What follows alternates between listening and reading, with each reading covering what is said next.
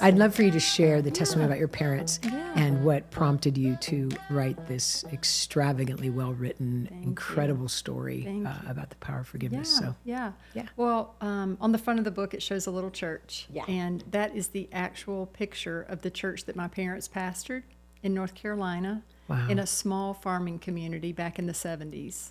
And so when they got there as evangelists, the church didn't have a pastor. And so my dad just kept going with revival meetings, and people started coming. And then the retired pastor that had invited my mom and dad there said, would you consider staying and pastoring the church?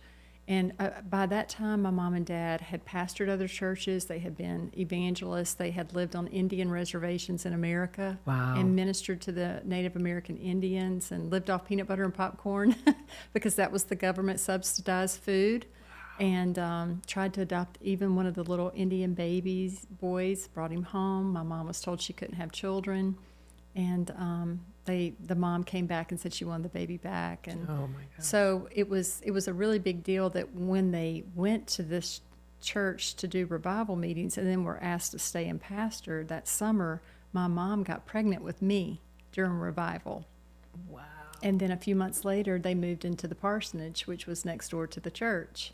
And everyone just loved my mom and dad. They were just salt of the earth, pioneers, loved God, traveled with, frying pans and coffee pot in their trunk so that when my dad would speak, if they didn't get enough offering, they would just go fishing and catch their food. And my mom would get a few potatoes and fry them, and that would be their dinner. I mean, just whatever. Missions. Wow. Yes. Just very sacrificial, but so in love with Jesus that it was fun. It wasn't a burden. So anyway, this church was like a small country church with a center aisle, wooden pews on each side. But in Pew Number 7, there was a man that kind of ruled and reigned over that community. His name was Mr. Watts. And out of all the people, he was the one that did not welcome my mom and dad, but kind of went along with things for about a year and a half. He was in his 60s. My parents were in their 30s. He was older. He was a county commissioner. He was a multimillionaire, and he was like the godfather of that community. So people would get loans from him when they couldn't get loans from the bank for their farming land, and those lands were generational lands. So if they didn't pay Mr. Watts back with all his interest, he would just absorb their land. Mm-hmm. So he was a big land baron. Yes, and loan shark and all of that. And so my mom and dad agreed to pastor that church for about a year and a half. Mr. Watts laid low, and then he had a conversation with my dad, and he goes, you need to go on back to Alabama where you came from. And my dad said, God called us here, and I'm staying here until he tells us to leave. So my dad removed his wife as church secretary because Mr. Watts would write a check for the offering and take the cash so he could get the tax deduction, because greed knows no end. He already had so much money. Why would, that little bit of offering? She was the adult Sunday school teacher. He removed her from that. And then he told Mr. Watts, you can't vote on church business if you're not a member. And that began a war between my dad and Mr. Watts. And that war went on for 5 years. Wow. And I have a scrapbook about this thick that says on the first page, the Nichols 5 Years of Terror.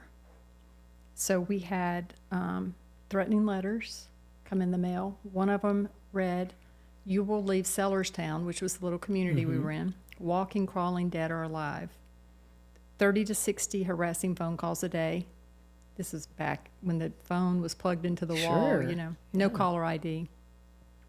And then by the time I was 4 and my mother was pregnant with my brother, Mr. Watts began hiring people to do drive-by shootings. So I was 4 years old with bullets flying through my window, and my mom and dad screaming at me from the other room, stay down, So then the men in the church would stand around our house at night with shotguns so that we could get a good night's sleep. My mother had my brother, so we were both miracle babies because she was told she would never have children. And so she had my brother at 40. Wow. And by that time, it had escalated from threatening letters, harassing phone calls, drive-by shootings to bombings. So this man would hire people to do all of his dirty work. Everybody knew who was behind it. But when the bombing started, the FBI were called in. So we had local, state, and now federal agents. So I grew up with police lights in my yard at night all the time. You know, these investigators would be in the cornfields behind our house, you know, going after somebody or trying to get evidence, and, you know, the bomb fuses and all those things. And that went on, the bombings went on for 2.5 years. And But he always hired somebody so they couldn't prove. And not only did he sit in pew number 7 every Sunday faithfully, terrorizing this family with children, this pastor's family with children, but he lived across the street from our house. So we could not get away from this man. He would literally, you could look out my window at night, Joe, and see him pacing back and forth on the street in front of our house and his house. Wow, Yeah. hatred. Yeah. Hatred is such a murderous spirit was in him. And my dad and mom, you know, just continued to pray, love, and forgive. They would pray with me next to my bed on my knees at night, and we would forgive Mr. Watts, pray for Mr. Watts. And it was just crazy because the church kept growing.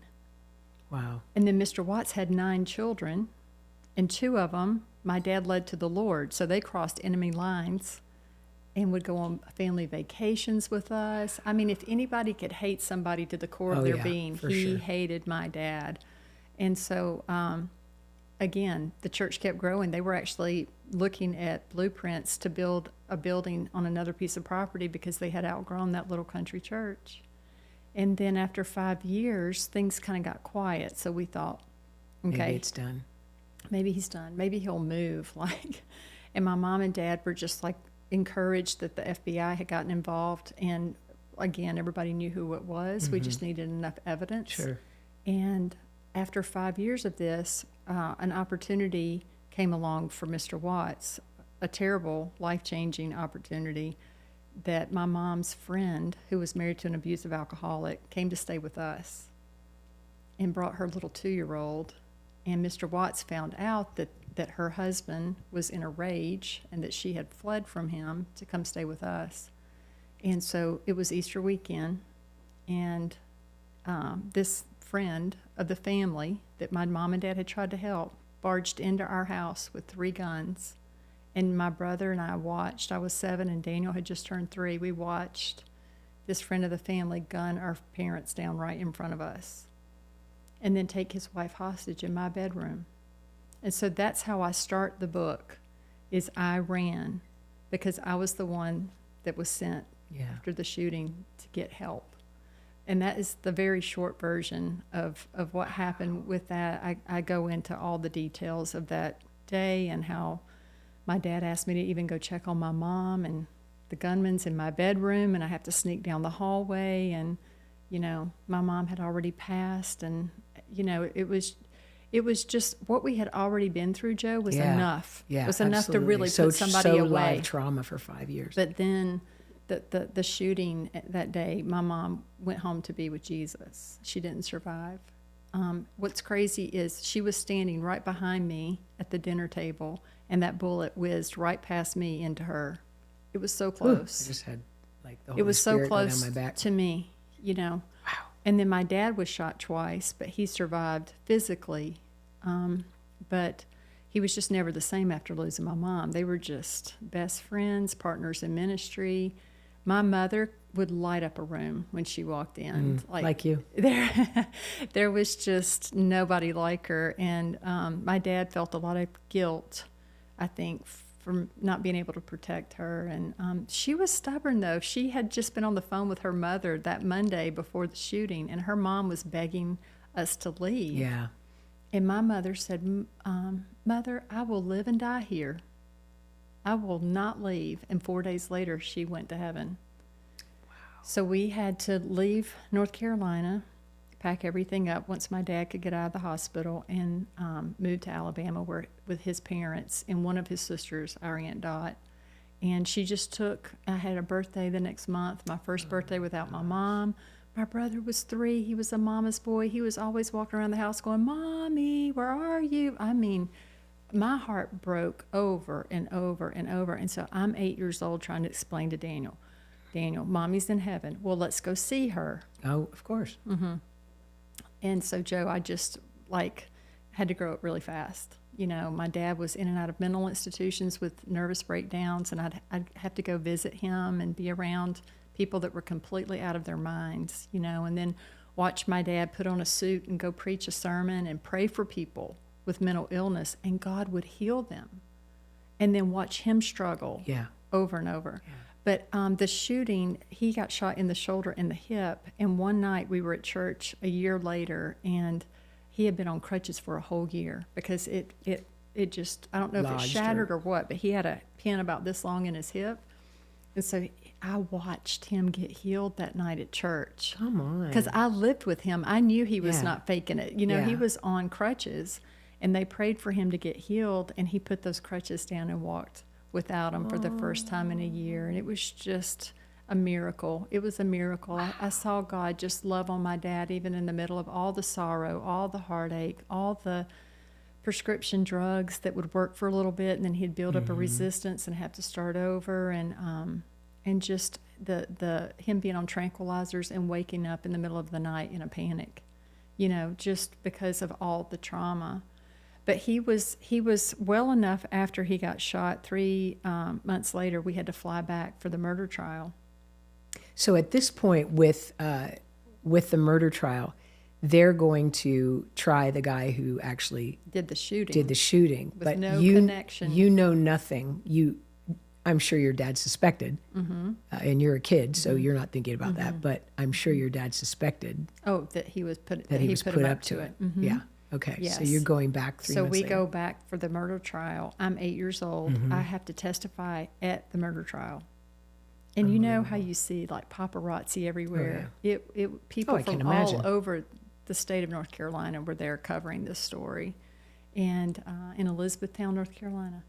And so I, you know, had to point and say, that is the man that shot my parents, killing my mom. And I have every bit of that transcript from my testimony in the newspaper, because we had a news reporter in that town that would go to everything that happened to our family, which helped me write the book. Isn't that crazy? It's crazy. The Lord working upstream. He knew, because I even put an author's note in the front of my book saying a lot of these things happened when I was a little girl, but I have court transcripts, newspaper clippings, and scrapbooks and journals and everything. My mother sat down when I was little and started writing her book, which helped me write chapter 2 and 3 of the book. And it's their love story that no one else would have been able to tell details. except for them. And she was an amateur writer. She would write articles and send them in to Reader's Digest, and they would publish them. So she was like trying her best to tell this story. And so there's a bug in here. So the shooter was sentenced to life in prison plus 15 years for assault with a deadly weapon. So he went to prison. We're in Alabama. My dad is in and out of hospitals. And I just don't want to swallow the bug. I know. I'm watching it go towards your face. Jesus, get rid of that bug. The bug. So 3 years in and out of hospitals, and then and then my dad got remarried, and you know, we just thought, okay, we're going to start over. And then he was still in and out of hospitals. And so by the time I was 14 and my brother was 9, Dad had been sent to Oral Roberts University, to the City of Faith, when they used to have the City of Faith. So we thought, yes, he's in a place of faith. He's going to come home. He always comes home. And so I came home from school one day. My brother came home. We were sent to my grandmother's house. And when they told us that our dad had passed away that morning from a blood clot going to his heart, I fell apart. It's like I had been so strong all those years and been a little mama to my brother and tried to help my daddy and try to be a good girl and do all the right things and be preacher's kid, you know, fishbowl, all the things. And try to be strong. But when my dad died, I'm telling you, one of those bombs that went off around our house went off inside of me. Of course it would. And I was just like, I am so mad at God. I am so mad at him. I can't believe you didn't heal him. My dad listened to Kenneth Hagin and Kenneth Copeland and was big on confessions. Wouldn't even let me say I had a cold. I had to say I'm fighting a cold. I couldn't say, you know, very strict about our confession. So when he passed, I was just mad at God for 2 years and still went to church and still smiled and had this war going on inside of me. And then by the time I was 16, my dad's sister, our Aunt Dot, adopted my brother and I. Wow. And so for the first time, we had a legal guardian, we had a legal parent, and she was the one we were the closest to anyway. Out of all the siblings, she had pastored a church that my dad built in Mobile at one point in the 70s. Single woman pastoring a church. She's amazing. But she adopted my brother and I and tried to give us what my dad and mom would want to give us. And so she was bivocational. She did ministry. She was a paralegal. She lived with her parents, took care of her parents and my brother and I. And I still don't know how she did it. I still don't know how she did it. With a smile, never complained. Wow. It's very convicting. Wow. But about a year later, we got a phone call, and it was Mr. Watts. Well, if I go back a few years, in the story that is concerning him, one of the FBI agents had gotten so involved in our case he wouldn't let it go, and finally, this before my dad died, finally had enough evidence to have him convicted for the bombings and the threatening letters. So my dad had to go testify at that bombing trial. Okay. Happened in Wilmington, North Carolina, 3 weeks long. Threw my dad back into nervous breakdowns. Sure. Oh, it was terrible. And so Mr. Watts went to prison. And then my dad died, and then my aunt adopted us, and now we get this phone call. So this is like 7 years after the shooting. The shooting. Okay. Mm-hmm. Well, yeah. Well, 7 or 8. yeah. Yeah. And so we get a call, and it's Mr. Watts, and my aunt said he wants to talk to you. And you are? And I'm 17, okay. and he's I got on the phone with him, and I'm thinking, he's in prison. He was sentenced to 15 years in prison. So he's in prison calling you from prison. And I'm thinking he's in prison. So he calls me, and 15 was just a slap on the hand anyway. I find out years later he was responsible for 5 other murders. That's how evil this guy was. So I get on the phone with him, and I said, hello, and he goes, hello, this is Mr. Watts, and I remembered that voice from when I was little. And he said, how are you? I said, I'm fine. And he said, I have a question to ask you. I can't live the rest of my life without knowing. And I said, okay. And he said, will you forgive me? And I said, now this is the man that was behind 5 years of terrorism, behind my mother's murder, behind the absolute devastation of my dad's life. Yeah, and the ending of your dad's life prematurely as well. Yes. Because of all of the stuff. Yes. Yeah. And so I said, thankfully, I was able to say this because Aunt Dot had continued teaching us about forgiveness and keeping us in church, and we had a Christian family on both sides. And I said, Mr. Watts, we forgave you a long time ago. 17 years old. I said, we forgave you a long time ago. Because if we had not forgiven him, we would have been in a prison. You're in bondage. Yeah, absolutely. Emotional People prison. don't get that. Mm-mm. And so he started crying on the phone, and he said, well, I'm not in prison anymore. He said, I only served 1 year. And I was like... And then you were like, wait a minute, I take that back. Forgive him again. And he said, but during that 1 year, I found a relationship with Jesus Christ. Mercy. That's all I can say about that. That is just wild. This is more